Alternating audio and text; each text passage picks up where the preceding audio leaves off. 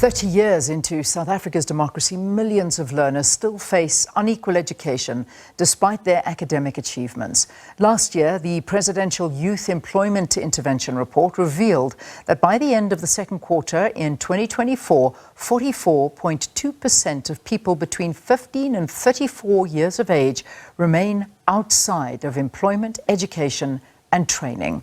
With both the Department of Basic Education and the Independent Examination Board announcing their national senior certificate results later today, how much will challenges faced by the class of 2024 hinder their pass rate and academic future?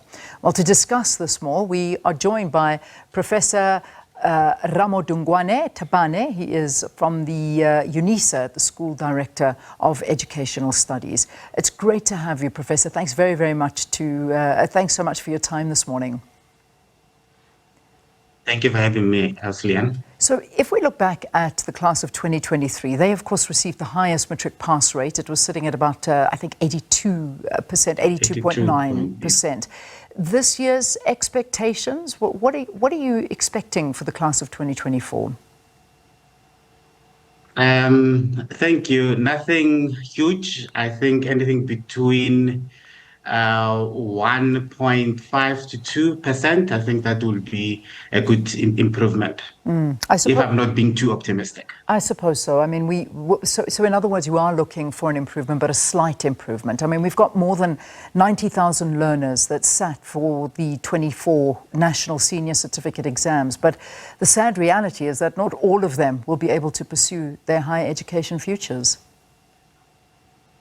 Yes, that's true. And it is because as well, there's so much limited spaces into the higher education itself. Not necessarily only because of the spaces there, but the financial circumstances that most of our learners are coming from. This is where it is very important as well for the life orientation educators at school to have done well in terms of preparing the learners and having indicated and taught them and showed them the other alternatives through the TVET colleges. Yeah, I mean, you know, it's one thing to pass your matric exams, and we see the conditions that so many of our learners are forced to learn under. We see the state of some of the schools around the country. We see the poor infrastructure, the teachers that unfortunately are overburdened. There are so many issues facing our learners at schools and the entire basic education department. Where are we being let down? Where do you see the problem lying? The school population, the enrollments are increasing. The resources are not, unfortunately. And we remember that we are in a background now of court cases where it is said that the teacher posts are going to be cut. So more and more of education is needed, is wanted. More kids and learners are encouraged to go to school. Unfortunately, their resources to create that learning environment are not getting enough or equal to the rate of the increasing population. We're having teachers who are being produced, and in the certain quarters, they are leaving our country for teaching in countries like the UK. Despite what people tend to think about our education system, we have quite a good education system and producing quite quality educators that are needed and are poached by international communities. And other issues surrounding finances, where not enough funds are given for the schools to maintain themselves.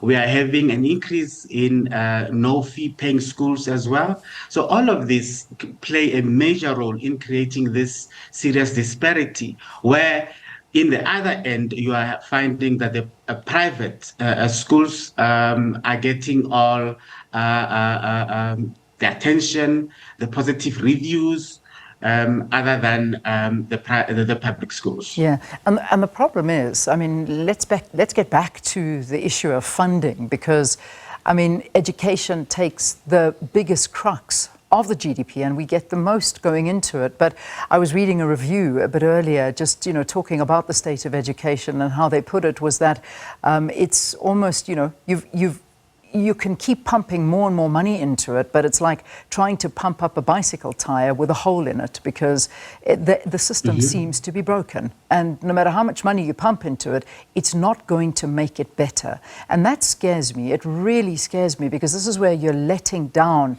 the future of the country. I mean, because when you look at some of the structural problems, because it just looks like at the root of it, there's so much more than what we see. I mean, hearing about circuit managers, who are the people that literally have to oversee something 30 to 50 schools in an area that sometimes in one province, like the Northern Cape, are thousands of kilometers apart, they can't go and see what these schools look like. So, you know, they don't even know what's going on at these schools and the resources that they don't have. And we keep on asking questions, why do they only come into the spotlight when something goes wrong? That's because nobody's overseeing the process. That's part of the resource. Money pumped into which other sector. The management of those fiscals is also quite important, Auslian. You're quite correct in terms of the number of officials that are supposed to be officiating and assisting the MECs in different provinces in this regard. Northern Cape, as you've mentioned, Gauteng in the nearest, there is a district.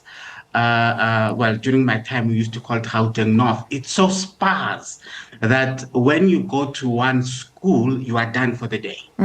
And you cannot go to any other school, and you are quite correct. For one to go and visit schools, in some instances, it's because if there was an issue that needed to be attended to when I was the district psychology, part of the district psychology team at the time. Sure. So it also goes to not only the staff within the district level, but the caliber of principals that we also hire, because with the little that they are having, they are doing so much. But what else can we ask from them in terms of their leadership to go and look for assistance wherever possible from the businesses around the school to make up where they can.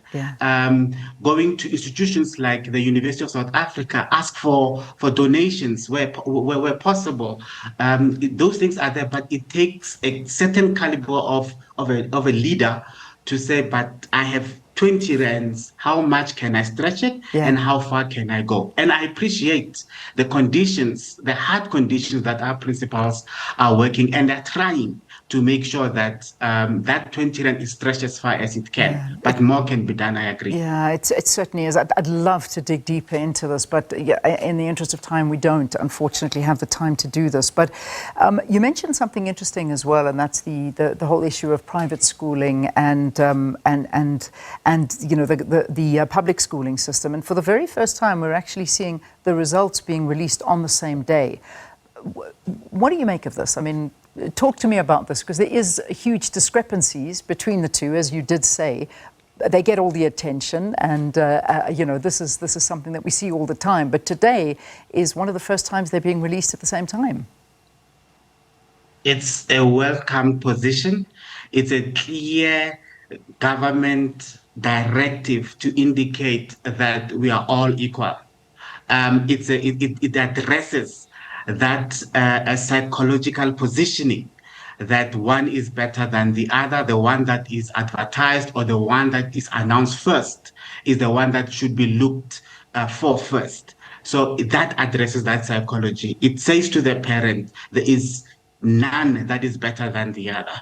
So that one is an welcomed positioning. Yeah, it certainly is a very welcome thing. But Professor, we'll have to invite you back to talk a little bit more about it once these results have been released and we can actually go and have a look at it and also see the impact of the Bella Bill now moving forward and seeing, what that will do going forward. But Prof, thank you. Thanks for weighing in on the conversation. Professor Tabane is the School Director of Educational Studies at the University of South Africa. Matric results coming out tonight, and expectations ahead of it. As you heard from Prof, he expects a marginal increase, nothing dramatic, but hopefully a marginal increase in the pass rate from last year.